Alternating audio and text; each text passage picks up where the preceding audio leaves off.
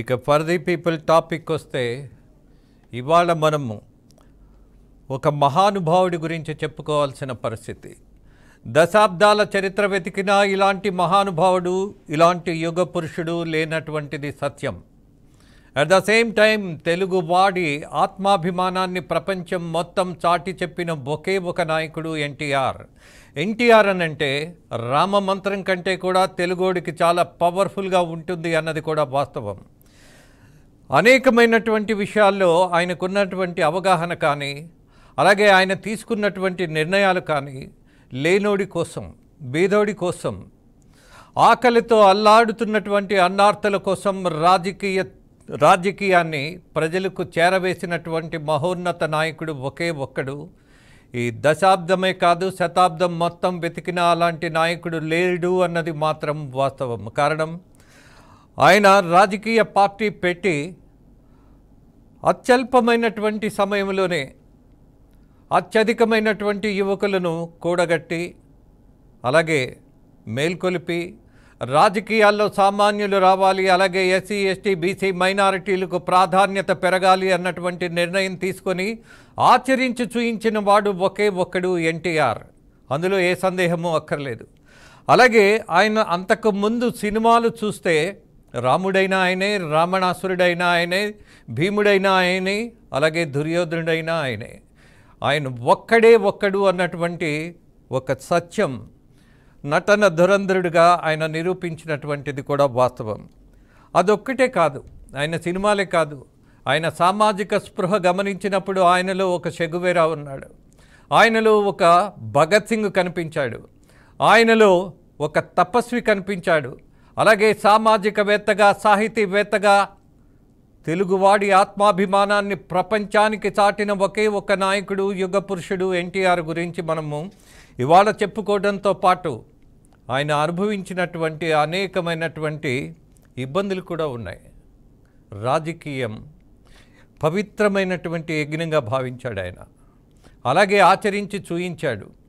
కానీ చివరిలో మనము ఎన్టీఆర్ని కోల్పోవడం అనేది, ఆ సంఘటనలు గుర్తు చేసుకుంటున్నప్పుడు ఆ వాస్తవాలు ఇవాళ చదువుకుంటున్నట్టుగా, కొంత పాఠాన్ని నేర్చుకున్నట్టుగా, ఒక సత్యాన్ని బయటికి తీసుకొచ్చే ప్రయత్నం చేసేటటువంటి సందర్భంగా భావిస్తూ ఈ చర్చలో ముగ్గురిని ప్రధాన వ్యక్తులను, నాయకులను ఆహ్వానించా.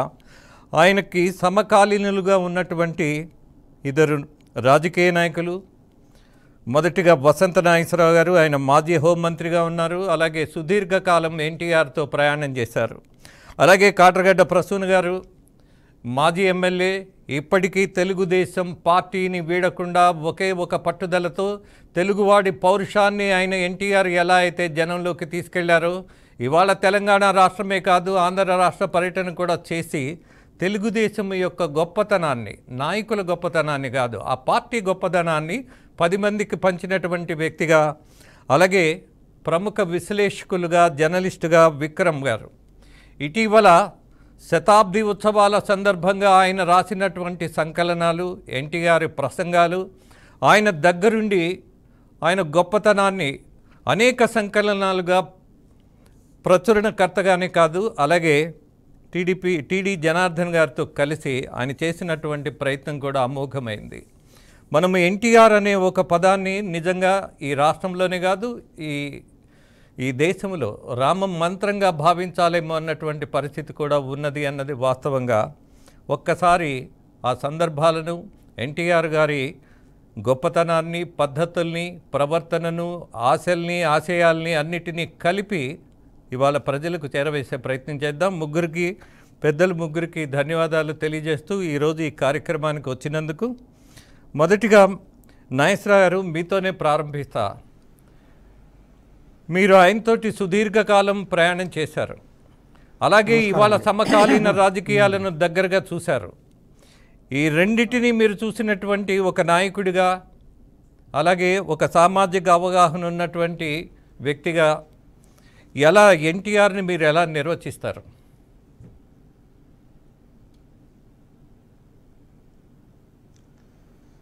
అక్కడ కూర్చున్నటువంటి మా చెల్లెలు ప్రసన్నకి, అట్లానే విక్రమ గారికి, ఇద్దరికి నా నమస్కారాలు. రాజేంద్ర గారు, మీకు కూడా నా నమస్కారాలు. నమస్తే అండి.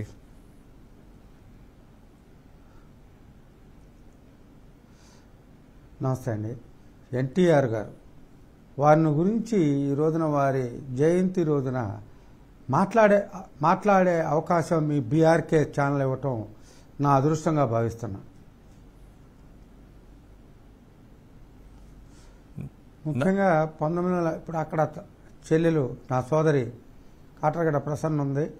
ఆమె మేము 1982లో పార్టీ పెట్టినప్పుడే చేరినటువంటి వాళ్ళం. అప్పటి నుంచి అన్నగారితో మాకు పరిచయం కావటం, మేము ఎప్పుడో పూర్వజన్మ సుకృతం తప్పితే మేమేదో గొప్పవాళ్ళం కాదు. అన్నగారితో చేరే అవకాశం ఆనాడు మాకు రావటం, దాంతోపాటు వారిని చూసిన తర్వాత వారి యొక్క నడవడిక చూసిన తర్వాత దాన్ని బట్టి ఆటోమేటిక్గా మేమందరం ఆనాడు ఆయన భావజాలానికి ముక్తులమై ఆయన ఏ రకంగా అయితే ఆలోచించారో, ఏ రకంగా అయితే నడిచారో ఆ రకంగానే మేము ఆలోచించాం, నడిచాం, ప్రవర్తించాం. ఆయనకి మేము పేరు తీసుకురావడానికే మేము ప్రయత్నం చేశాం. ఆయన ఒక్కటే 3 విషయాలు వారు ఆలోచించారు. తిండి, గుడ్డ, గూడు, ఈ 3 కావాలని చెప్పని వారు అనుకున్నారు. తిండి కిలో బియ్యం 2 రూపాయలకి ఇచ్చి భారతదేశంలో తొలిసారిగా కిలో బియ్యం 2 రూపాయలకి ఇచ్చినటువంటి ఘనత స్వర్గీయ నందమూరి తారక రామారావు గారికి ఉంది. అట్లానే గుడ్డ కట్టుకోవడానికి గుడ్డ లేక బాధపడేటువంటి వాళ్ళ కోసం సగం ధరకే చీర, దోవతి కార్యక్రమాన్ని ఇచ్చారు. అట్లానే 6,000 రూపాయల గృహ నిర్మాణాలు కట్టించి వేలాది లక్షలాది ఉభయ తెలుగు రాష్ట్రాల్లో ఆ రోజుల్లోనే ఇళ్లు కట్టించి, శాశ్వతమైన ఇళ్లు కట్టించి నివాసం ఉండటానికి యోగ్యత లేనటువంటి వాళ్ళందరికీ అర్హత కలగజేసినటువంటి మహనీయుడు ఆయన. ఈ 3 విషయాల్ని ఆలోచించి చేసి చూపెట్టినటువంటి ఘనత కలిగినటువంటిది. ఆయన సమాజంలో ఉన్నటువంటి పేదరికాన్ని, శ్రమజీవుల దోపిడీని, కష్టజీవుల ఫలితాన్ని ఇవ్వటం కోసం ఆయన ఆలోచన చేసి అవన్నీ కూడా ఆయన జీవితంలో అనేక చలనచిత్రాల ద్వారా ఆయన అర్థం చేసుకున్నదే కాకుండా ఆయనకున్నటువంటి స్పృహ, ఆయన చిన్నప్పటి నుంచి నిమ్మకూరు నుంచి విజయవాడ వచ్చి, విజయవాడ నుంచి గుంటూరు కాలేజీకి వెళ్ళి అక్కడి నుంచి వచ్చి చిన్న వేషాల కోసం ఆయన ప్రయత్నం చేయటం, ఆ తరువాత ఆ విజయ వారు ఆయన్ని శాశ్వతమైనటువంటి వాళ్ళ కళాకారుడిగా తీసుకోవటం, ఆ తర్వాత వాళ్ళతో ఆ విజయ సంస్థకి ఆయనకి తెలుగు చిత్రసీమకు పెద్ద పేరు తీసుకొచ్చినటువంటి ఘనత ఆయనకు ఉండేది.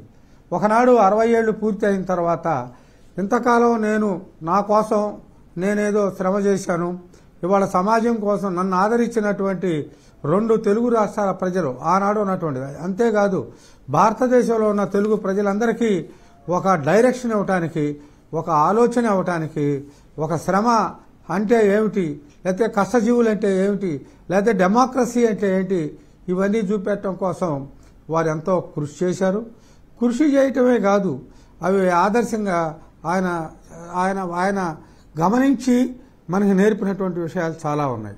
ఆయన ముఖ్యమంత్రి అయిన తర్వాత రూపాయి అంటే రూపాయే నేను జీతం తీసుకుంటానని చెప్పి ముఖ్యమంత్రిగా ఉన్నంతకాలము ఆయన ఆ రూపాయి జీతంతోనే ఉండటమే కాకుండా ఆయన ఫైలు వెంటనే ఆయన దృష్టికి ఏదొచ్చినా ఏ బాధితుడికి ఎవరికన్నా అన్యాయం జరిగింది అనేది వస్తే ఫైలు వెంటనే డెసిషన్ తీసుకోవటంలో, క్విక్ డెసిషన్ తీసుకోవటంలో అటు జిఐడిలో కానీ, హోమ్ డిపార్ట్మెంట్లో కానీ, రెవెన్యూకి కానీ, తత్మా డిపార్ట్మెంట్లకు కానీ ఆయనకి అనుభవం లేదు రాజకీయం అనుకుంటారు. కానీ ఆయన తలబండిన రాజకీయవేత్త కంటే ఆయన సునిశ్చితంగా ఫైళ్లను చూసేవారు. సమాజాన్ని ఆకలింపు చేసుకున్నవాడు గనక ప్రభుత్వాన్ని నడపటంలో సునాయాసంగా ఆయన ప్రభుత్వాన్ని నడిపారు. అయితే నాడు నేడు ఏనాడు కొంతమంది స్వార్థపర శక్తులు ఉంటాయి.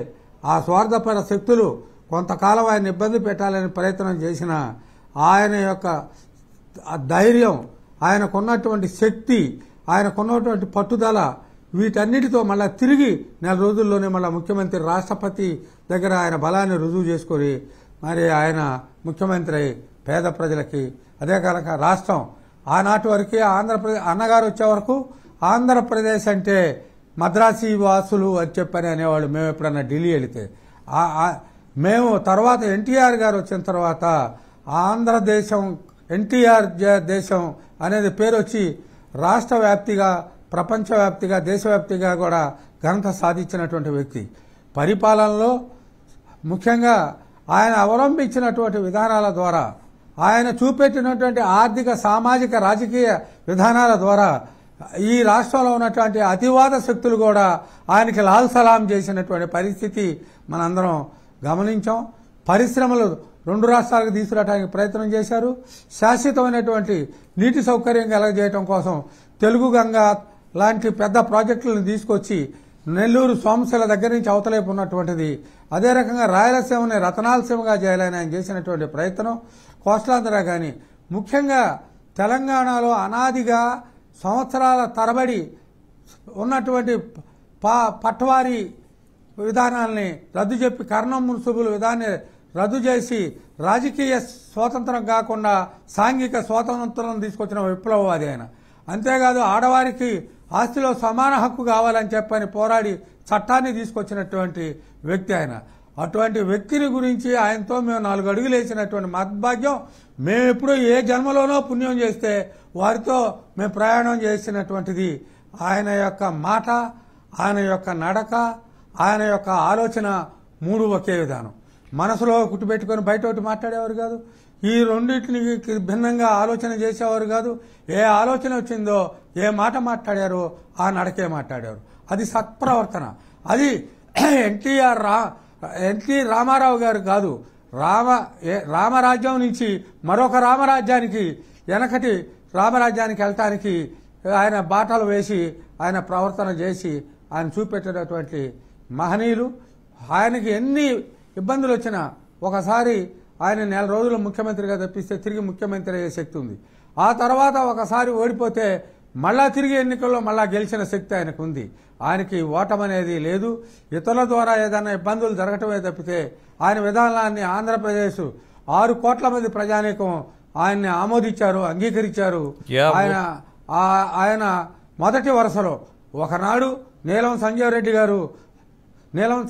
గారు, బెదవాడ గోపాలరెడ్డి గారు, దామోదరం సంజయ్ గారు వారి స్థాయి తర్వాత వారి స్థాయికి మించి ఆంధ్రదేశంలో తొలి తరం నాయకులకి సాధించిన దానికంటే ఎక్కువ సాధించి ఆంధ్రదేశం అంటే ఎన్టీ రామారావు అనేటువంటిది ఆయన ప్రపంచానికి చెప్పారు, భారతదేశానికి చెప్పారు, ప్రజల గుండెల్లో నిలబడ్డారు. ఆయనకి నిజానికి ఆయన దగ్గర ప్రేరణ తీసుకున్న వాళ్ళను పిలిచినప్పుడు ఆపటం మాకు సాధ్యం కాదు. ఎందుకంటే ఆ ప్రేరణ అలా ప్రవాహంలో వెళ్ళిపోతూ ఉంటుంది. At the same time Vikram గారి దగ్గర నుంచి ఈ రాష్ట్ర ప్రజలకు, ముఖ్యంగా తెలుగు వాళ్ళందరికీ ఒక సమాచారాన్ని అందజేసే ప్రయత్నం చేస్తా. ఆయన ఇటీవల కొన్ని వాల్యూమ్స్ రిలీజ్ చేసినప్పుడు శతాబ్ది ఉత్సవాల సందర్భంగా ఆయన ఒక పిహెచ్డీనే చేశారు ఎన్టీఆర్ గారి పాలన మీద, వ్యక్తిత్వం మీద, ప్రసంగాల మీద, అనేకమైనటువంటి నిర్ణయాల మీద. అందుకే ఇవాళ రాజకీయానికి, ఇవాళ ఉన్నటువంటి పరిస్థితికి ఎన్టీఆర్ గారు చేసిన రాజకీయం, ఇవాళ రాజకీయం నేర్చుకోవాల్సిన అంశాల మీద విక్రమ్ గారు మీ దగ్గర నుంచి ఆహ్వానిస్తున్నా. ఆ సమాచారాన్ని మీరే ప్రజలకు పంచమని వేడుకుంటున్నా. ముందుగా పెద్దలు వసంత నాగేశ్వరరావు గారికి, మేడం గారికి, మీకు ప్రేక్షకులకి నమస్కారాలండి. నమస్తే అండి. వసంత నాగేశ్వరరావు గారితో నేను డిబేట్లో పాల్గొనటం ఇదే ప్రథమం. నాకు నా చిన్నతనంలో వారిని వీర వసంత అనేవాళ్ళు. నాకు బాగా గుర్తు, మా విజయవాడ కస్తూర్బాపేటలో ఉండేవాళ్ళం మేము. ఒకనొక 70s లో ఒక సభ జరిగితే వసంత నాగేశ్వరరావు గారు వస్తున్నారు అని అక్కడంతా తెలిస్తే మేము పిల్లలుగా స్కూల్లో చదువుకున్న రోజుల్లోంచి నాకు రాజకీయాలంటే చాలా ఆసక్తి. వసంత నాగేశ్వరరావు గారు వస్తున్నారంటే మేమంతా వెళ్ళి ఆయన ప్రసంగాన్ని వినే భాగ్యం. ఆయన చాలా ఆవేశంతో, అప్పుడు మంచి ఆయన కర్లీ హెయిర్, గడ్డము నాకు బాగా గుర్తుంది. అది చాలా వివిడ్గా నాకు గుర్తొస్తుంది వసంత నాగేశ్వరరావు గారిని చూస్తుంటే. సో చాలా సంతోషంగా ఉంది వారితో ఈ డిబేట్లో పాల్గొంటాం. అదేవిధంగా ఇక కాట్రగడ్డ ప్రసూన్ గారి గురించి చెప్పాల్సిన అవసరం లేదు. వారు బాగా చదువుకున్నటువంటి వ్యక్తి, చాలా సంస్కారం ఉన్నటువంటి యువతి. వారు ఎన్టీ రామారావు గారు 83లోనే ఎమ్మెల్యే. కొన్ని తప్పులు లేకపోతే ఆమె ఎక్కడో ఉండాల్సినటువంటి ఒక పొలిటీషియన్ అనే ఎప్పుడు నేను అనుకుంటా ఉంటా. వారితో కూడా నాకు చాలా సాన్నిహిత్యం ఉంది. ఇవాళ ఎన్టీ రామారావు గారి 101వ జయంతి సందర్భంగా ఈ విధంగా మీరు ఈ డిబేట్ పెట్టడం, ఎన్టీ రామారావు గారి యొక్క స్మృతులని, ఆయన గొప్పతనాన్ని, ఆయన ఔన్నత్యాన్ని తిరిగి ప్రజలకి తెలియజెప్పేటువంటి ఒక వేదికగా దీన్ని ఉపయోగించుకోగలుగుతున్నాం. నిజం అండి. ఎస్, ఎన్టీ రామారావు గారు 1983లో ఆయన రాజకీయ రంగ ప్రవేశం, అంటే 82లో రాజకీయ రంగ ప్రవేశం చేసి 83లో ఆయన చీఫ్ మినిస్టర్ అయ్యారు. అదే సమయంలో నేను జర్నలిజంలో 83లో ఎంటర్ అయ్యాను. అక్కడి నుంచి కూడా ఆయన జీవితాన్ని, ఆయన ప్రతి అడుగుని కూడా చాలా సునిశ్చితంగా, చాలా దగ్గర నుండి గమనించినటువంటి జర్నలిస్టులో నేను ఒకడిని. ముందుగా ఎన్టీ రామారావు గారి 4 పార్శ్వాలు, ముందుగా ఆయన క్రమశిక్షణ, 2 సినీ జీవితం, 3 రాజకీయ జీవితం, 5 ఆయన సమాజంలో తెచ్చినటువంటి మార్పులు. వీటిలన్నింటినీ మనం చర్చించుకోవాలంటే అసలు కొన్ని గంటలు కాదు కదా, కొన్ని రోజుల సమయం కూడా పడుతుంది. అంతగా ఆయన సమాజాన్ని ప్రభావితం చేశారు. అయితే నేను కొన్ని అంశాలను మాత్రం ప్రస్తావిస్తాను. పెద్దలు ఇప్పుడు అనేక అంశాలను చెప్పారు. వారు తెచ్చినటువంటి, ఆయన ప్రవేశపెట్టినటువంటి వినూత్న పథకాలను గురించి వారు చెప్పారు. ఎందుకంటే ఆయన ఆ రోజు క్యాబినెట్లో, ఎన్టీ రామారావు గారి తొలి క్యాబినెట్లో వసంత నాగేశ్వరరావు గారు ఉన్నారు కాబట్టి అది ఫస్ట్ హ్యాండ్ ఇన్ఫర్మేషన్. ఆయన ఏది చెప్పినా కూడా మేమంతా ఏంటంటే బయట నుంచి, మన వాళ్ళంతా బయట నుంచి చూసిన వాళ్ళం, విన్నవాళ్ళం, దగ్గర నుంచి చూసిన వాళ్ళం. అయితే ఒకటి, ఎన్టీ రామారావు గారు ఫస్ట్ ఆఫ్ ఆల్ నిజానికి ఏ రాజకీయ పార్టీ అయినా కూడా సిద్ధాంతం కేంద్ర బిందువుగా ఉంటుందండి ప్రతి రాజకీయ పార్టీకి. ఆయన రాజకీయ పార్టీ పెట్టినప్పుడు చాలామంది అన్నారు, మీ రాజకీయ సిద్ధాంతం ఏంటి అని. అంటే లెఫ్టిస్టా, మీరు రైటిస్టా, సెంట్రిస్టా ఏంటి అని అన్నప్పుడు ఆయన ఒకటే మాట అన్నారు, నా సిద్ధాంతం బూజు పట్టిన గ్రంథాలయాల్లో, పుస్తకాల్లో కనపడదు బ్రదర్, పేదవాడి ఆకలిలో నా సిద్ధాంతం కనపడుతుంది, కార్మికుడి స్వేదంలో కనపడుతుంది, కర్షకుడి కష్టంలో కనపడుతుంది అన్నారు సిద్ధాంతం. అంత గొప్పగా ఒక రాజకీయ పార్టీ సిద్ధాంతం ఏంటంటే అదేదో అర్థం కాని బ్రహ్మ పదార్థం కాదు, ఇది రాజకీయ పార్టీ యొక్క విధానం, సిద్ధాంతం అని తెలియజెప్పినటువంటి ఒక గొప్ప రాజకీయ నాయకుడు ఎన్టీ రామారావు గారు.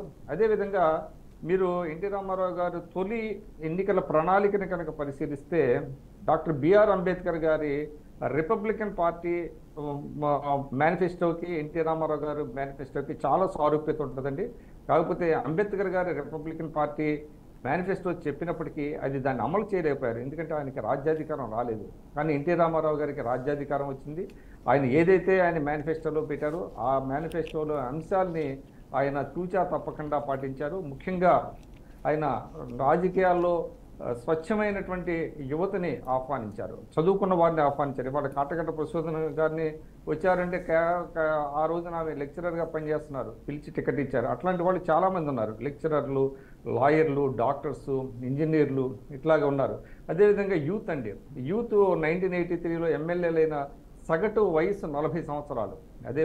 అట్లాగా ఒక మార్పు కావాలంటే, చేంజ్ ఏజెంట్స్ కావాలంటే యువత కావాలి. యువతకి ఏంటంటే అవినీతికి పాల్పడరు, వాళ్ళు ఒక సమాజం కోసం తాపత్రయపడతారనే దాంతో ఆయన యువతను ఆహ్వానించారు, మహిళలను ఆహ్వానించారు. ముఖ్యంగా ఆయన మహిళా సాధికారతకు పెద్దపీట వేయటం మనకు కనపడుతుందండి. ముఖ్యంగా మనందరికీ తెలుసు, మహిళలు 50% ఉన్నటువంటి మహిళల్ని అంతకుముందు ఏ ప్రభుత్వం కూడా అభివృద్ధిలో వాళ్ళని భాగస్వాములు చేయాలి.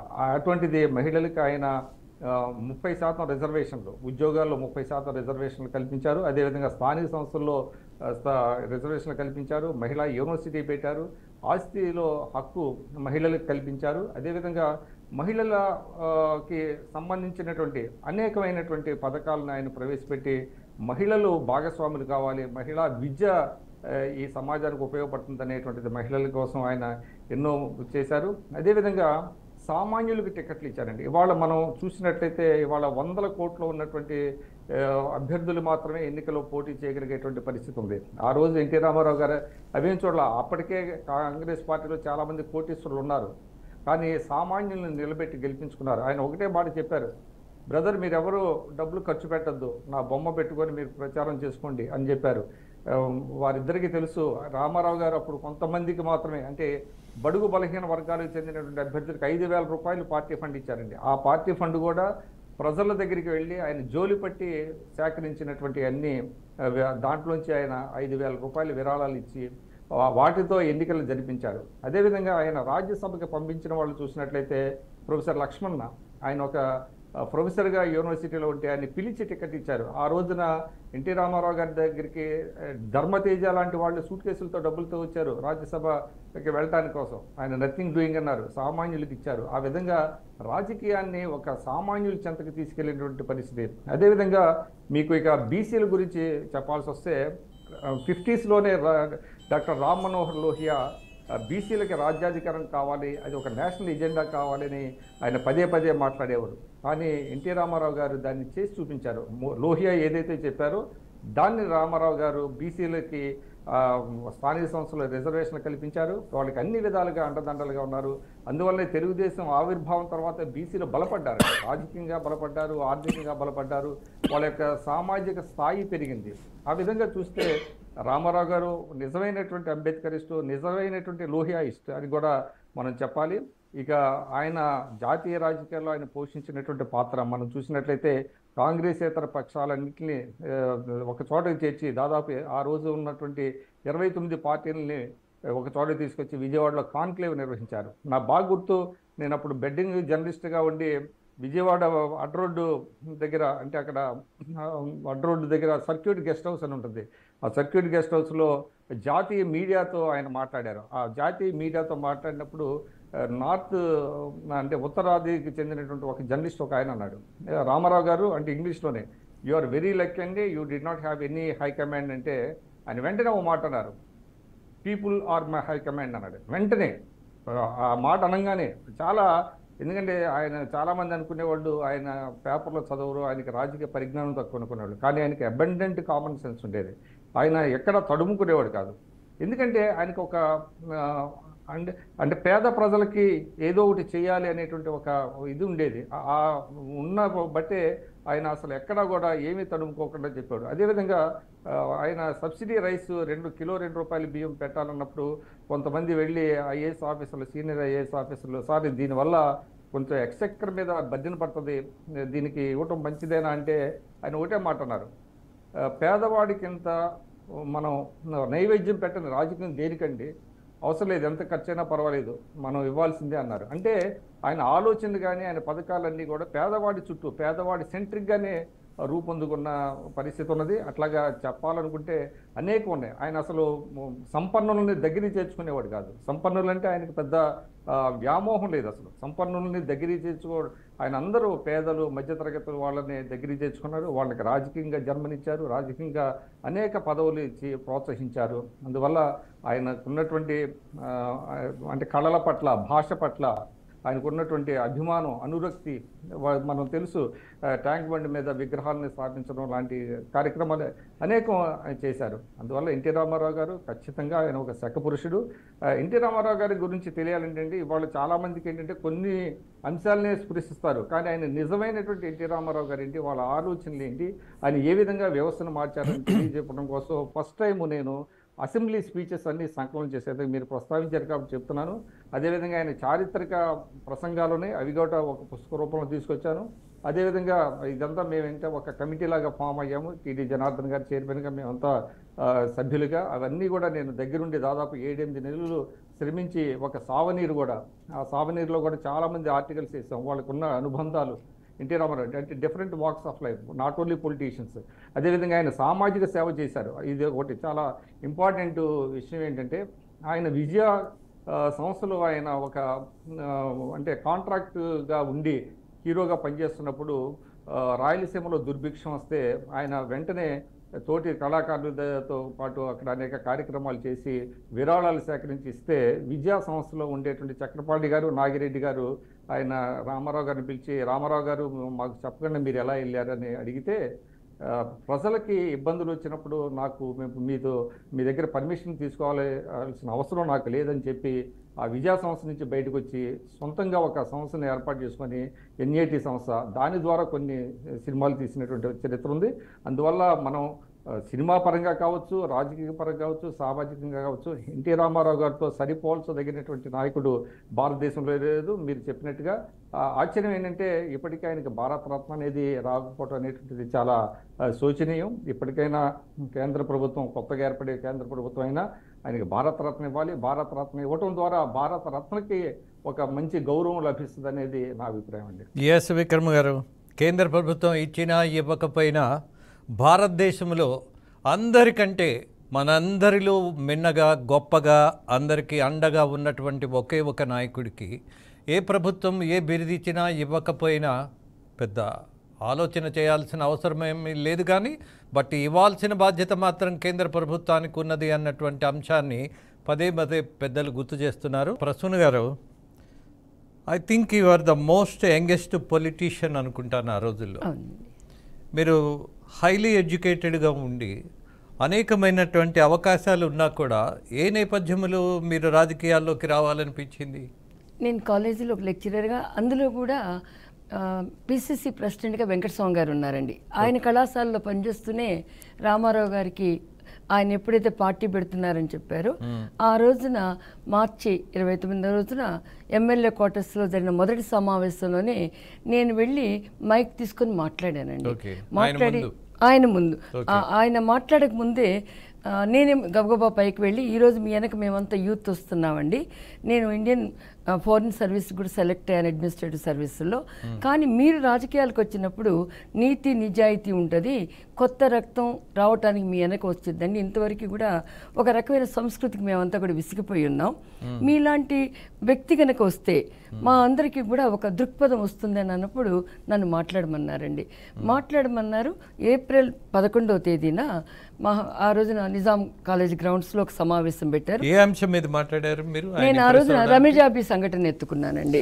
అప్పటికి హైదరాబాద్ అట్టుడికిపోయినట్టయింది, కర్ఫ్యూలు, ఎక్కడ చూసినా కర్ఫ్యూలు, ఎటు చూసినా కూడా మహిళలకు భద్రత లేకుండా పోయిందండి. రమజాబీ ఇన్సిడెంట్ అన్నది జరిగిన తర్వాత ఇంతవరకు న్యాయం జరగలేదు. ఒక మనిషి తన అధికారాన్ని నిలుపుకోవాలన్నప్పుడు మత కల్లోలాలు సృష్టిస్తున్నారు.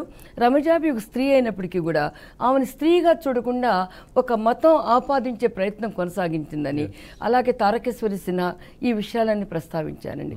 ఆయన వెంటనే ఏప్రిల్ 11వ తేదీన నా చేత మొట్టమొదటి తెలుగుదేశం అని అనౌన్స్ చేయించారండి. అర్ధరాత్రి స్వాతంత్రం వచ్చింది, కానీ ఆ స్వాతంత్ర వెలుగు రేఖలు ఈ రోజుకి కూడా సామాన్యుడికి అందలేదు. బాలబానుడై ఉదయబానుడై నందమూరి తారక రామారావు తెలుగుదేశంతో మీ ముందుకు వస్తున్నారని నా చేత మొదటి పాదం పెట్టించి ఆ రోజు మాట్లాడిన వారిలో ఎవ్వరు కూడా ఈరోజు వేదిక మీద నాదేళ్ల భాస్కరరావు గారు నేనే మిగిలి ఉన్నామండి. ఇక అందరూ కానీ ఒకటి మాత్రం నిజమండి, అన్నయ్య నాకు చాలా, వసంత నాగేశ్వరరావు గారు 72 నుంచి మేము ఉద్యమంలో పాల్గొన్నాం. ఇక విక్రమ్ గారితో అయితే నాకు చాలా అఫిలియేషన్ అండి. ఇక మీరు మా అత్యంత ఆత్మీయులు. ఈరోజు ఒక మాట చెప్పాలండి, ఈరోజు రాజకీయ రంగంకి ఏదైతే అవసరమైందో ఆ రోజున ఆత్మాభిమానం అన్న పదంతోనే కాకుండా దక్షిణాది రాష్ట్రాల మీద వివక్ష ఎందుకని, ఫెడరలిజం తుప్పుపట్టిపోతున్న విధంగా ఉంది, గవర్నర్ వ్యవస్థ తమకి ఇష్టం వచ్చిన తాబేదారులను నియమించుకుంటూ ఉందని చెప్పి మొట్టమొదటి వెలుగెత్తి చాటగలిగి ఒక రాష్ట్రాలు స్వయం ప్రాతిపదికన ఉండాలి, రాష్ట్రం అభివృద్ధి చెందితే దేశం అభివృద్ధి చెందిద్ది, ఒక ఆత్మాభిమానాన్ని అంటగట్టించి ఢిల్లీ పెద్దలు పెత్తనం మా మీద ఏంటని తెలుగు ఆత్మగౌరవం ఆత్మాభిమానాన్ని నినదించినప్పుడు తెలుగుదేశం పిలుస్తున్నప్పుడు అందరూ ప్రజలు ఆయన వెనక్కి వెళ్ళిన దానిలో మేము ఒక వెళ్ళామండి. నేను ఒక చిన్నదానిగా యంగెస్ట్ టైంగా డబ్బుని నేనేం పెట్టుకున్న దాన్ని కాదు, ఆయన దాంతోనే గెలిచాం. కానీ నేను మాత్రం మా ఇంట్లో ఆయన జోలి పట్టుకున్న రోజున మా అమ్మ నేను మా చేతికున్న గాజులన్నీ కూడా మొట్టమొదటి మా ఇంటికి వచ్చి ఆయన జోలి పట్టారండి. ఆ రోజునే వేసాం. అందరికీ ఆయన అన్నయ్య, కానీ నేను తండ్రిలాగా చూశానండి. ఎందువల్లంటే ఆయన కాట్రగడ్డ వారి మనవడు, కాట్రగడ్డ బసవతారకం గారి కాట్రగడ్డ, ఇలా అనుబంధంతో నేను ఎప్పుడు ఆయనతో ఉండేదాన్ని. ఆయన భోజనం కూడా నేను ఎలా గుర్తించారు అసలు? ఆయన నా స్పీచెస్ కండి, నాట్ ఈవెన్ స్పీచెస్ అండి, ఎన్ఎస్ఎస్ ప్రోగ్రామ్స్ లో నేను స్టేట్ వైడ్ అని మంచి పేరు తెచ్చుకొని ఉన్నానండి. అట్లాగే I'm second lieutenant in NCC also. అప్పటికే నేను ఆంధ్ర హై స్టేషన్లో పార్టిసిపేట్ చేశాను. ఒక గుర్తింపు నాకుందండి. అంబేద్కర్ ఫిలాసఫీని అంతా కూడా రాష్ట్రం అంతా కూడా ఉమ్మడి ఆంధ్రప్రదేశ్లో ప్రచారం చేసేదాన్ని.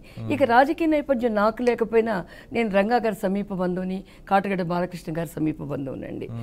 అందువల్ల కొంతవరకు తెలుసు, నాన్నగారు మిలిటరీలో ఉండటం, వీటన్నిటితో కూడా మాకు సనత్నగర్లో మంచి ప్రాబల్యం ఉంది. ఇవన్నిటితో ఇచ్చారు. ఇవ్వటం కాదండి, ఆ రోజు నేను నాతో పాటు దాదాపు 70 మంది విద్యార్థికులు, ఈ నా స్టూడెంట్ నరసింహులు గారండి, మోదుగుపల్లి నరసింహులు, ఒక ఎస్సీ దళిత వర్గం ఉన్నాడు, ఇతను చాలా మంచివాడు అని చెప్పి నేను పరిచయం చేస్తే, ఎస్ అండి, ఈజ్ మై స్టూడెంట్. ఇంతవరకు తెలియని వాళ్ళు అత్యధికులు ఉండుంటారు. చాలా మంది అండి. నరసింహులు నా స్టూడెంట్, అలాగే పరంజ్యోతి అని ఒక పార్టీకి హెడ్ అయిన వాళ్ళు చాలా మంచి మంచి స్టూడెంట్స్ నాకు ఉన్నారండి. ఈరోజు కూడా రాఘవరెడ్డి, నాగార్జునారెడ్డి విశ్లేషకులకు వస్తారు చూడండి, వాళ్ళంతా నా స్టూడెంట్స్. నాట్ ఈవెన్ దట్ అండి, నేను ఆర్థిక శాస్త్రంలో ఒక నిష్ణాతను కూడా సంపాదించాను. మన్మోహన్ సింగ్ గారు కూడా స్టూడెంట్ నేను. Very good. ఇలాంటి ఇప్పుడు రామారావు గారి గురించి ఒక చిన్న సమయంలో నేను చెప్పాలంటే అండి, ఆయన ఒక హిమాలయం.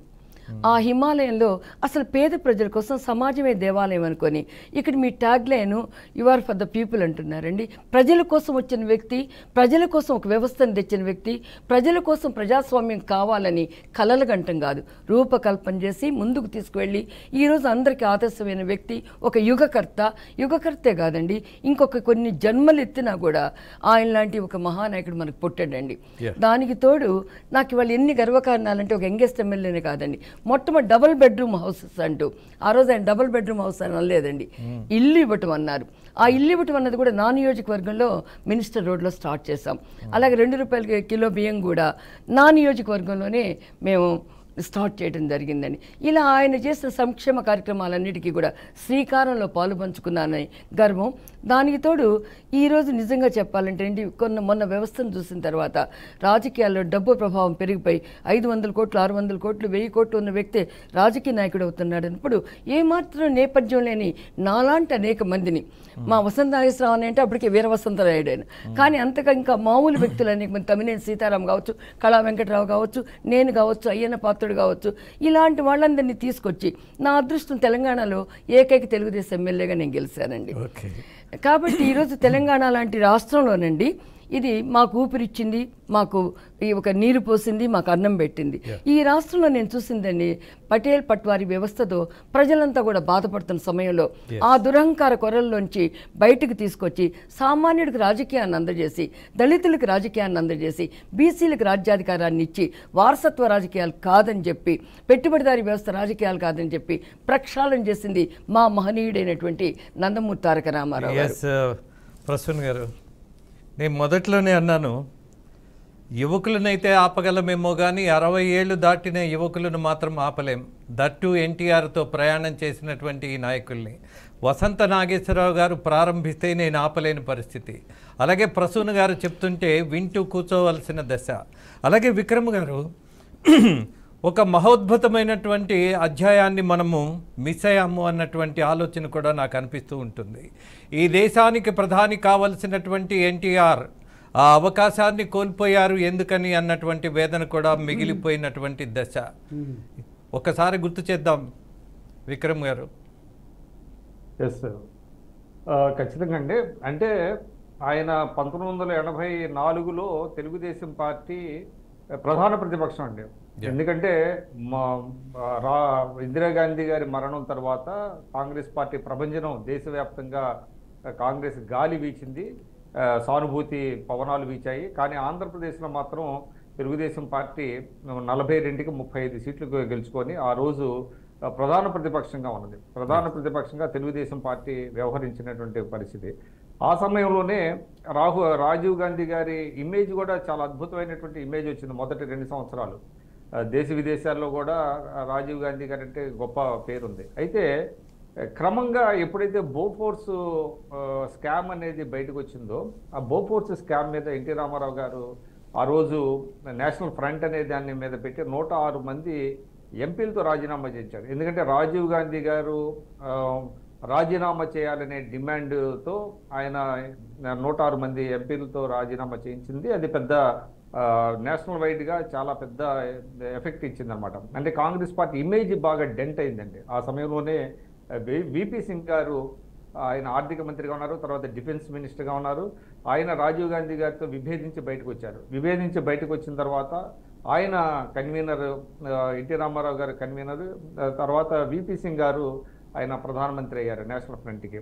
దానికి రామారావు గారే కారణం. ఎందుకంటే మీకు దేశవ్యాప్తంగా 5 ప్రాంతాల్లో కాన్క్లేవ్లు, అంటే కాంగ్రెసేతర పక్షాలతో కాన్క్లేవ్ నిర్వహించి యాంటీ కాంగ్రెస్ని బలంగా తీసుకెళ్ళగలిగారు. అయితే దురదృష్టవశాత్తు ఆ రోజు ఆంధ్రప్రదేశ్లో కొన్ని కారణాల వల్ల 1989లో అధికారం కోల్పోవాల్సి వచ్చింది తెలుగుదేశం పార్టీ. అయితే ఎన్టీ రామారావు గారికి ఉప ప్రధాని ఇవ్వాలనేది ఒక ప్రతిపాదన వచ్చింది ఆ సమయంలో.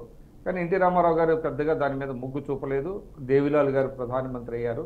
ఆ తర్వాత మనకు తెలుసు 1989 తర్వాత 2 సంవత్సరాలకే నేషనల్ ఫ్రంట్ పడిపోయింది.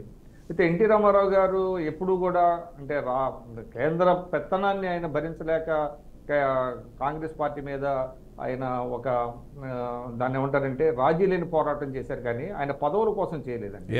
అందువల్ల ఆయనకి ప్రధాని పదవి మీద ఎక్కడా కూడా పెద్ద ఆశ కలగలేదు. ఆ రోజు ఉప ప్రధాని అడిగితే ఇచ్చేవాళ్ళు, ఎందుకంటే దేవిలాల్కి ఇచ్చారు, ఎన్టీ రామారావు గారు కూడా ఇస్తారు అనేది వినపడింది, కానీ ఆయన పెద్దగా ఆసక్తి కల్పించలేదు. ఎక్కడైతే ఆయన 89లో ఓడిపోయారో తిరిగి 5 సంవత్సరాలు అద్భుతమైనటువంటి విజయం. ఆ రోజు దాదాపుగా 229 సీట్లు వచ్చినాయి. అది కాక కమ్యూనిస్టులకి ఉభయ కమ్యూనిస్టులకి 40 పైగా సీట్లు వచ్చిన పరిస్థితి. కేవలం 26 సీట్లుగా కాంగ్రెస్ పార్టీ పరిమితమై అంత అద్భుతమైనటువంటి విజయాన్ని ఆయన సొంతం చేసుకున్నారు. నేషనల్ పాలిటిక్స్ మీద ఆయన పెద్ద ఇంట్రెస్ట్ లేదు. అయితే ఇక్కడ ఒక చిన్న ఉదాహరణ, జైపాల్ రెడ్డి గారు ఇప్పుడు మాట అంటూ ఉండేవాళ్ళు, మేమందరూ జాతీయ పార్టీకి చెందినటువంటి ప్రాంతీయ నాయకును, కానీ ఎన్టీ రామారావు గారు ప్రాంతీయ పార్టీకి చెందిన జాతీయ నాయకుడు అన్నారు.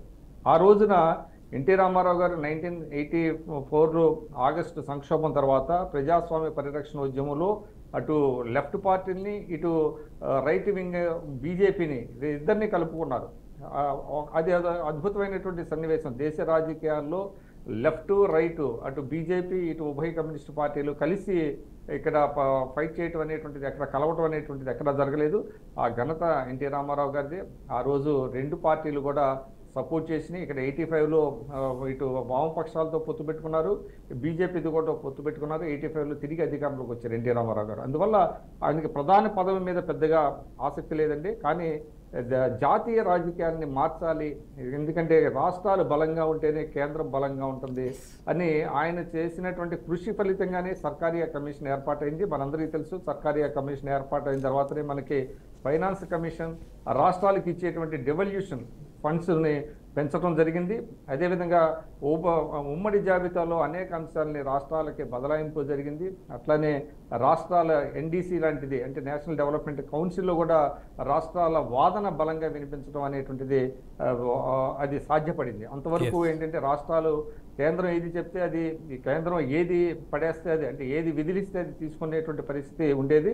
కానీ ఎన్టీ రామారావు గారు ఆ పరిస్థితిని మార్చారు, రాష్ట్రాలకి వాయిస్ పెంచారు. అదేవిధంగా ఆయన ఒక ప్రతిపాదన చేశారు, ఎక్కడైతే అంటే పెర్ఫార్మింగ్ స్టేట్స్ ఎక్కడైతే పేదరికాన్ని తొలగిస్తాయో, ఎక్కడైతే జనాభాని అరికట్టగలుగుతాయో, ఇటువన్నింటికి కూడా పెర్ఫార్మ్ చేసినటువంటి రాష్ట్రాలకి ఎక్కువ నిధులు ఇవ్వాలి అనేటువంటిది ఒక స్లోగన్ తీసుకున్నారు. ఆ స్లోగన్ స్లోగా మీకు దక్షిణాది రాష్ట్రాల ముఖ్యమంత్రులు అందరూ కూడా దాన్ని పట్టుకున్నారు. అప్పటి నుంచి కూడా పరిస్థితి మారింది. ఎందుకంటే అంతకుముందు వరకు పేదరికంతో అల్లాడుతున్నటువంటి బీహార్ లాంటి బీమారు స్టేట్స్ అంటాం, బీమారు అంటే బీహారు, మధ్యప్రదేశ్, అస్సాం లాంటి రాష్ట్రాలకి వాటి పేదరికం ఎక్కువ ఉంది కాబట్టి ఎక్కువ నిధులు ఇచ్చేటువంటి పరిస్థితి ఉండేది. అయితే రామారావు గారు దాని మీద కన్సిస్టెంట్గా పోరాడారు, ఎంపీలతో మాట్లాడించారు పార్లమెంట్లో. ఎందుకంటే ఎక్కడైతే అభివృద్ధి చూపిస్తున్నారో ఆ రాష్ట్రానికి ఎక్కువ నిధులు ఇవ్వాలి, ఆ రాష్ట్రానికి ఇన్సెంటివ్స్ ఇవ్వాలి. పెర్ఫార్మింగ్ స్టేట్స్ని మీరు పనిష్ చేయడం కరెక్ట్ కాదు అని ఆయన జాతీయ స్థాయిలో ఆయన గడమెత్తారు. దానివల్ల చాలా మార్పు వచ్చింది. ఆ రోజు ఉన్నటువంటి ఆర్థిక శాస్త్రవేత్తలందరూ కూడా ఎన్టీ రామారావు గారి వాదనకి అంగీకరించారు. నిజమే, ఎక్కడైతే అభివృద్ధి సాధిస్తున్నాయో ఆ రాష్ట్రాలకు ఇన్సెంటివ్స్ ఇవ్వాలి, నిధులు పెంచాలి అని చేశారు. ఆ విధంగా చూస్తే ఎన్నో ఉన్నాయండి. ఆయన జాతీయ రాజకీయాల్లో తీసుకునేటువంటి మౌలికమైనటువంటి మార్పులు ఎన్నో ఉన్నాయి. ఆయన కృషి ఫలితంగానే national commission for backward caste NCBC అనేది కూడా ఏర్పాటైంది. అదేవిధంగా ఫైనాన్స్ కమిటీకి ఎక్కువ పవర్స్ ఇవ్వడం అనేటువంటిది కూడా జరిగింది. ఈ విధంగా చెప్పుకుంటూ పోతే జాతీయ రాజకీయాల్లో ఆయన చేసినటువంటి కృషి మీద ఒక పెద్ద ఉద్గ్రంథమే రాయొచ్చు. ఎస్ విక్రమ్ గారు, అలాగే ఇప్పటికీ మనకు ఒక గర్వకారణం ఏంటంటే ఎన్టీఆర్ ఆ రోజు పార్టీ ప్రచార కార్యక్రమాలకు వెళ్ళినప్పుడు ఆయన జీవన శైలి చూసాం. అత్యంత వైభవమైనటువంటి మోస్ట్ కంఫర్టబుల్ లైఫ్ లీడ్ చేశాడు ఆయన సినిమా నటుడుగా. బట్ రాజకీయాల్లోకి వచ్చిన తర్వాత జనంతో కలిసిపోయి రోడ్డు పక్కన చెట్టు కింద స్నానం చేసినటువంటి ఆ సంఘటన తెలుగువాడిగా ఇవాల్టికి కూడా మనకి గర్వకారణం. ఒక రాజకీయ నాయకుడు, ఆయన పోనీ అత్యంత సంపన్నవంతుడైనటువంటి నటుడు, రాజకీయాల్లోకి వచ్చిన తర్వాత జనంలో కలిసిపోయిన తర్వాత ఆయన వేషం, భాష, పద్ధతి అన్నీ చూసినప్పుడు still we are proud of NTR.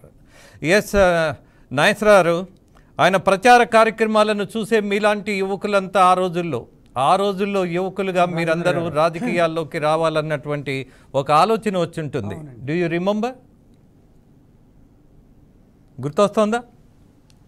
అవునండి. ఎస్.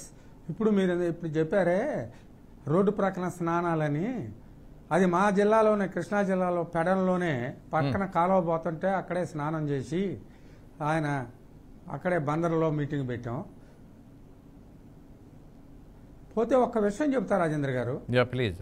నాకు తెలిసినంత వరకు భారతదేశంలో ఒక మంత్రి తన క్యాబినెట్లో ఉన్నటువంటి ఒక మంత్రి 10,000 రూపాయల లంచం తీసుకుంటుంటే ఆయన్ని ఏసీబీకి పట్టించి మంత్రివర్గం నుంచి తీసేసిన ఘనత, చరిత్ర ఒక డాక్టర్ నందమూరి తారక రామారావుకి తప్పితే ఇంకొకరికి లేదు. ఆయన క్యాబినెట్లో పనిచేసే మంత్రిని 10,000 లంచం తీసుకుంటే తీసేసి ఆయన ఆ లంచాన్ని, ఆ అవినీతిని ఎంత అసహించుకునేవాళ్ళు, ఎంత దూరంగా ఉంచుకుంటారో అంటానికి ఇది ఒక ఉదాహరణ అని మీకు చెబుతూ పోతేగా వారు క్రమశిక్షణకి వారు ఎక్కడ, మీరు అడిగారు నన్ను, వారి యొక్క ప్రచార శైలి ఎట్లా ఉండేది అని. ఆయన వ్యాన్లోనే పడుకునేవాడు. రెండు తెలుగు రాష్ట్రాల్లో ఆయనకు తెలియని పట్టణంలో, ఏ పట్టణంలో ఎక్కడ ఉన్నా ఎక్కడైనా ఆయన ఉండవచ్చు, భోగాలతో ఆయన చూసి ఉండవచ్చు. కానీ ఆ వ్యాన్లోనే పడుకునేవారు. తెల్లవారుజామున అక్కడ మామూలుగా నీళ్లు లేనప్పుడు 4 బకెట్లతో నీళ్లు తీసుకొస్తే స్నానం చేసి అక్కడే వ్యాన్లోనే ఉండి ఎవరన్నా తీసుకొచ్చినటువంటి బ్రేక్ఫాస్ట్ ఉంటే అది తిని మమ్మల్ని అందరినీ కూడా బ్రేక్ఫాస్ట్ తినమని చెప్పని అట్లానే వెళ్ళి ప్రోగ్రాములు చూసుకొని ఎక్కడా కూడాను ఆడంబరాలకి పోకుండా ప్రజలు ఏ నిరాడంబరత కోసం, ఏ రూట్ లెవెల్లో ఉన్న ప్రజాస్వామ్యాన్ని పైకి తీసుకొచ్చి దానికి విలువ ఇవ్వాలనుకున్నారో దానికోసమే పోరాటం చేశారు. ఒకరోజు నేను అడిగా, అన్నగారు మనం ఇట్లా రోడ్డు పక్కన పడుకుంటున్నాం కదా, ఆ ఇందిరాగాంధీ గారు పెద్ద నాయకురాలు కదా, మన ఏమన్నా చేస్తేనంటే ఏడిసింది బోడి అంతే. ఆయనకి ఆయన తీసుకున్న నిర్ణయాన్ని ఎవరు కూడా ఎదుర్కోలేరు అనే ఆత్మశక్తి, ధైర్యం, దమ్ము ఉన్నటువంటి మహనీయుడు అన్నగారు. ఆ రోజుల్లో ఒకటే కాదు, ఇప్పుడు మా చెల్లెలు చెప్పింది, మా ప్రస్తుతం మేమిద్దరం కలిసి ఉండేవాళ్ళం. అప్పుడు బాగా నన్ను అన్న అంటుండేది. సారా బాగా నేనే కూడా సలహాలు చెప్తుండేవాడిని. ఒకటి, నేను ఇందా చెప్పానే, ఏ జన్మలోనో మేము పుణ్యం చేసి ఉంటే ఆయనకి సన్నిహితులు కాగలిగాం తప్పితే ఆయన వల్లనే మేము ఆయనకు ఉపయోగపడదేం లేదు, సైనికులుగా నిలబడదే. ఆయన చెప్పినటువంటి సూత్రాలను అమలుపరచగలిగితే మనకు అంతకంటే ఇంకా లేమీ లేదు. మేము తెల్లవారుజాము 4:30 గంటలకి హోమ్ మినిస్టర్గా నేను స్టేట్ విషయాలన్నీ, నేను ఐజీ ఇంటెలిజెన్స్ అక్కడికి వెళ్ళి మేము రిపోర్ట్ ఇవ్వాలనుకుంటే ఆయన నాటికి కరెక్ట్గా సిద్ధంగా కూర్చొని సీట్లో మా కోసం ఎదురు చూస్తుండేవాళ్ళు. క్రమశిక్షణకి మారిపోయారండి. టైం అంటే టైమే. ఇక టయానికి 1 నిమిషం లేట్ అయినా ఇంకోటి అయినా కూడా ఆయన అంత సహించేవాళ్ళు కాదు. అట్లానే నిబద్ధత. ఆయన మీరు అన్నట్టు ఆయన ఎన్ని వేల కోట్లకు సంబంధించినటువంటి సంపాదన ఉన్నప్పటికీ నాకు అవసరం లేదు, ఒక 60 ఏళ్ల వరకు నేను కుటుంబం కోసం పనిచేశాను, 60 ఏళ్ల తర్వాత సమాజం కోసం పనిచేస్తాను, ఈ సమాజాన్ని మార్చగలిగితే భగవంతుడు నాకు ఈ జన్మ ఇచ్చినందుకు ధన్యవాదాలు అని చెప్పని ఆయన సగర్వంగా చెప్పుకునేవారు. వారి కాలంలో ఆశ్రిత చాలా మంది అనుకున్నట్టుగా చంద్రబాబు నాయుడు గారినో, దగ్గుపాటి వెంకటేశ్వరరావు గారినో, లేకపోతే ఇంకొకరినో ఆయన ఎక్కడా దగ్గర రానిలా. అడ్మినిస్ట్రేషన్లో ఆయన సొంత నిర్ణయాలే, ఆయన నిర్ణయాల ప్రకారం అమలుపరచాల్సిందే. ఆ నిర్ణయాలు నిజంగా ఆయనకి చిత్తశుద్ధితో భగవంతుడు ఇచ్చినటువంటి ఆ నిర్ణయాలు ఎట్లాంటివి అంటే ప్రజల కోసం, ప్రజాస్వామ్యం కోసం, రాష్ట్రం కోసం తప్పితే ఆయన సొంతం కోసం అనేటువంటిది కాదు. వదిన గారు బసవతారకం గారు కరెక్ట్గా 12:30 గంటలో 1 గంటలకి సెక్రటరీకి భోజనం తీసుకొచ్చేది. 1 గంట సేపు ఆ భోజనం చేసిన తర్వాత కబుర్లు చెప్పుకొని మళ్ళీ రెడీ ఆఫీసు. ఒక ఉద్యోగస్తుడిలాగా సెక్రటరియట్లో ఆయన డ్యూటీ. ఆయన ఉదయం 10 గంటలకు బయలుదేరితే సాయంత్రం 5 దాకా అక్కడే ఉండి ఒక సీనియర్ ఆఫీసర్ లాగా, ఒక మార్గదర్శకులాగా సెక్రటరియట్లోనే ఉండి ఆయన పని ఎప్పటికప్పుడు ఫైళ్ళని నిర్ణయం చేసుకునేవాడు. అట్లానే కాకుండా ఉదయం తెల్లవారుజామున దగ్గర నుంచి జనం వస్తే వాళ్ళందరినీ ప్రతి వాళ్ళ మాటలు విని వాళ్ళు చెప్పినటువంటిది చేసుకొని వాళ్ళు కొంతమంది అనుకునేవాళ్ళు మనం ఈయనకి ఇచ్చాం ఈ కాగితం ఇది అమలుపరుస్తారా అని. కానీ వీళ్ళు హైదరాబాద్లోనో అటో ఇటో సికింద్రాబాద్ ఉండి 2 రోజులు వెళ్ళేటప్పటికి సొంత ఊరు వెళ్ళేటప్పటికి అక్కడికి ఎంఆర్ఓ గారు వచ్చి ఆనరబుల్ చీఫ్ మినిస్టర్ గారికి మీరు ఏదో కాగితం ఇచ్చారు దాని మీద కలెక్టర్ గారు ఎంక్వైరీ చేయమన్నారని చెప్పని అట్లా ప్రజా పరిపాలనలో పేదవాడికి నిమిషాల మీద ఆ పరిపాలన పైన పట్టున్నటువంటి మహానాయకుడు ఆయన తీసుకున్నటువంటి నిర్ణయం. ఆయన రాజకీయాలకు కొత్త కావచ్చు, లేకపోతే ఈ యొక్క పొలిటికల్ టెర్మినాలజీని ఆయన వాడలేకపోవచ్చు, కానీ ఆయన రాజకీయమైనటువంటి నిఘంటుకు రాసినటువంటి మహనీయుడని కూడా మనం చెప్పొచ్చు. రాజేంద్ర గారు ఈ రోజున నాకు వారిని గురించి మాట్లాడే అవకాశం మీరు ఇందాక అన్నట్టుగా నేను గంటల మాట్లాడగలను, కానీ నేను సమయపాలన కూడా చేయాలి కనుక ఇది అదృష్టంగానే భావిస్తున్నాను. ఎస్, నిజానికి ఇవాళ ఉన్నటువంటి రాజకీయ నాయకులు కానీ అలాగే యువకులు, ముఖ్యంగా ఇవాళ 2 తెలుగు రాష్ట్రాల్లో ఉన్నటువంటి యువకులు గమనించాల్సింది ఒకటి, సాధారణమైనటువంటి ఒక ప్రాంతీయ పార్టీగా ప్రారంభమై, ఇందాకే విక్రమ్ గారు అన్నారు, ప్రాంతీయ పార్టీ నాయకుడైన జాతీయ రాజకీయాల్ని శాసించినటువంటి ఒక నాయకుడు అని. ఎస్, దాంతోపాటు ఎన్టీఆర్ గారి నివాసం జూబ్లీ హిల్స్ జస్ట్ చుట్టూ అంతా స్లమ్ ఏరియా ఉండేది, అయినా అక్కడే ఉండేవాడు, చిన్న ఇల్లు. ఆయన ముఖ్యమంత్రి, కానీ ఎప్పుడు భోగాలకు వెళ్ళాల. ఇవాళ రాజకీయాన్ని చూడండి, కోట్ల రూపాయలు ఖర్చు పెట్టాల్సి వస్తుంది. ఎస్, అలాగే ఆయన ఎప్పుడు ప్రభుత్వ ఆస్తులని రా తెలుగుదేశం పిలుస్తుంది రా కదలి రా అనే 4 బోర్డులు ఇచ్చి ఎస్ చూసారుగా విక్రమ్ గారు, ఎలక్షన్లో పంపించేవారు రాజేంద్ర గారు. ఎస్, అట్లా నాకు ఎప్పటికీ ఆశ్చర్యం ఏంటంటే ఎన్టీ రామారావు గారిని చూసిన తర్వాత, ఇందాక వసంత నాగేశ్వరరావు గారు చెప్పారు, ఇందాకే మేము కూడా మాట్లాడుకున్నాం, కృష్ణా జిల్లాలోనే ఆయన స్నానం చేస్తే ఈనాడు వాళ్ళు ఫోటోలు కూడా వేశారనేది కూడా మిత్రుడు మన్నే సోమేశ్వరరావు అని ఆయన నేను మాట్లాడుకుంటున్నాం అనమాట. విక్రమ్ గారు ఇక్కడ ఒక చెప్పాలండి, ఎక్కడ కూడా ఆడపిల్లని వివక్ష ఉండేది కాదండి. 9 నెలల పాటు అదే వ్యాన్లో నేను, చక్రధర్ గారు, తుర్లపాటి సత్యనారాయణ గారు, కేవి సత్యనారాయణ గారు అదే వ్యాన్లో నేను ప్రయాణం చేశాను. నా కోసం వచ్చింది. నాకు అది ఎంత అదృష్టం అంటే మీకు ఎవరికి పట్టిన అదృష్టం నాకు దొరికిందండి.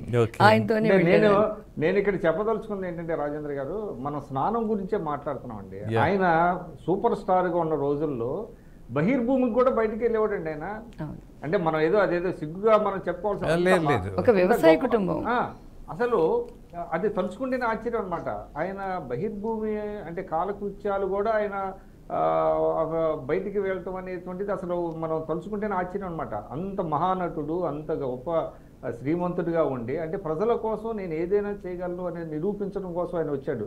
ఇవాళ మనకు తెలుసు, అసలు బయట వెళ్ళటం అనేది అసలు ఆలోచనే చేయదు ఎవరు కూడా. ముందు వెళ్ళాలంటే ఏదో క్యారవానో ఇంకేదో కావాలని అనుకునే టైంలో ఆయన అసలు అవన్నీ అసలు ఆయన ఆలోచన లేదు. ఏదో ఒక రకంగా ప్రజల దగ్గరికి వెళ్ళాలి మనం, అంతే తప్ప ఇవి ప్రధానం కాదు మనకి అని అనుకున్నారు. కాబట్టి ఆ రోజు ఆయన వెళ్ళగలగటం అది ఆశ్చర్యం వేస్తుంది అనమాట ఇప్పటికీ కూడా. అలాగే విక్రమ్ గారు, మీరు ఇంకోటి కూడా గమనించుంటారు, ఏ రోజు ఆయన సంతానాన్ని రాజకీయాల్లోకి తీసుకురావాలన్న ప్రయత్నం చేయలే. సెక్రటరియట్కి రాలేదండి ఎవరు, వాళ్ళు ఎప్పుడు రాలేదండి. వాళ్ళు గొప్పోళ్ళు, వాళ్ళ పిల్లలు కూడా గొప్పోళ్ళు. ఆయన ఇంకోటి ఇందాకే రామకృష్ణ గారు మాకు ఒక కార్యక్రమంలో చెప్తున్నాడు, ఆయన డిసెంబర్ 9న బాలయ్య గారి పెళ్లి, 10న రామకృష్ణ బాబు పెళ్లి అయితే ఆయన ఎన్నికల క్యాంపెయిన్ లో ఉండి పెళ్లిళ్ళకి వెళ్ళకుండా ఆయన ఒకటే మాట అన్నాడంట, బాబు నేను రాలేను, ఐఎమ్ వెరీ సారీ, ఇప్పుడు మీరే కాదు కుటుంబ సభ్యులు 6 కోట్ల తెలుగు ప్రజలందరూ కూడా నాకు కుటుంబ సభ్యులే, కాబట్టి నేను పెళ్లిళ్ళకి రాలేకపోయాను అని ఫోన్ ద్వారానే ఆయన ఆశీర్వదించారు అని చెప్పుకొచ్చాడు ఆయన. అంటే సమాజానికి అంకితం చేశాడండి ఆయన జీవితాన్ని. అందుకనే ఆయన కాషాయం కూడా ధరించాడు తర్వాత అధికారంకి వచ్చిన కొద్ది రోజుల తర్వాత. అదొక పట్టుదల, అదొక ప్రతిజ్ఞ. రాజకీయం అంటే ఆయనకి యజ్ఞం మాత్రమే. అలాగే రాజకీయంలో మొదటగా మీరు అన్నట్టు లేనివాడి ఆకలి కోసం పుట్టినటువంటి పార్టీగా, ఒక కార్మికుడి చెమట నుంచి ఉద్భవించినటువంటి ఒక విప్లవంగా, అలాగే లేనోడి కోసం, బీదోడి కోసం రోటీ కపడా మకాన్ అన్నటువంటి ఒక స్లోగన్లో సమాజమే నా దేవాలయం అన్నటువంటి ఒక భావనతో నిలబడ్డ నాయకుడు. కోర్స్ మరి ఇవాళ మొత్తం ఆయన చరిత్ర అంతా గమనించిన తర్వాత విక్రమ్ గారు, మీరు గంట సమయమే నాకు కేటాయించారు, కానీ మరొక ప్రధానమైనటువంటి సమాచారం కూడా ప్రజలకు తెలియాలన్నటువంటి ఒక ప్రయత్నం చేయాల్సిన సందర్భం ఇది. ఇంత మహోన్నత నాయకుడు తన చివరి రోజుల్లో ఎందుకని కుప్పగా కూలిపోయినటువంటి రాజకీయం, అలాగే అనేకమైనటువంటి విషయాలు కూడా ఇవాళ వార్తల్లోకి తీసుకొచ్చేటటువంటి నెగిటివ్ పీపుల్ అంటాను నేను. వాటికి కూడా మనము ఒక పాఠంగా నేర్చుకోవాల్సిన పరిస్థితి ఉన్నది. ఎందుకని అంటే నా ఎర్నెస్ట్ అప్పీల్ ఏంటంటే రాజేంద్ర గారు, better not to get in to that Yes, I agree with ఆయన జయంతి రోజు కాబట్టి కొన్ని మంచి విషయాలను మాట్లాడుకుందాం. Yes. ఇంకొక సందర్భం వచ్చిన అవునండి. తర్వాత అవును. అవి వదిలేండి ఇప్పుడు ఆ చర్చించుకుందాం. చర్చ ఇప్పుడు yes, I agree with you. మీరు చెప్పింది నేను నిజంగా ఆహ్వానిస్తున్నాను, మర్యాదగా స్వీకరిస్తున్నాను, సూచనగా కూడా భావిస్తున్నాను. ఎన్టీఆర్ గారి గొప్పతనం చెబుతూ మనము చివరి రోజుల్ని గుర్తు చేసుకుంటున్నప్పుడు ఒక బాధ ఉన్నది, దానికి ఒక గాథ ఉన్నది. బట్ ఇది సందర్భం కాదు మీరు అన్నట్టుగా. ఎనీహౌ, ఒక తెలుగోడి గౌరవాన్ని పెంచినటువంటి మహోన్నత నాయకుడి ఎన్టీఆర్ గురించి మనం చెప్పుకోవడం, అలాగే దీన్ని రాబోయే తరానికి చేరవేయటం కూడా రాబోయే ప్రభుత్వాలకు కూడా బాధ్యతగా భావించాలని భావిస్తూ అనేకమైనటువంటి విలువైన విషయాలను మీరు పంచుకున్నందుకు మీకు ధన్యవాదాలు తెలియజేస్తూ మరొక విషయాన్ని కూడా నేను తప్పకుండా ప్రస్తావించాలని భావిస్తున్నా. 100 ఏళ్ళు గొప్పగా బతికిన వాడు ఒక చిన్న నిర్ణయం పొరపాటు చేస్తే మాత్రం ఏం జరుగుతుంది అన్నది ఒక పాఠంగా, ఒక అధ్యయనంగా మనం తెలుసుకోవాల్సిన సందర్భంలో తెలుసుకుందాం.